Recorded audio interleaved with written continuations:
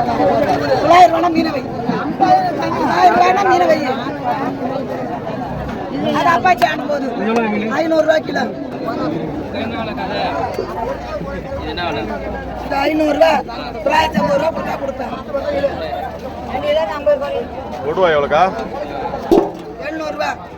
1 kilo இல்ல 490 ரூபாய் காசு கொடுத்தா கொடுப்பேன். இல்ல அது 500 ரூபாய் தான். மீன வைய எல்லாம் ஒன்னாடு இது வந்து 950 ரூபாய். 500 ரூபாய்.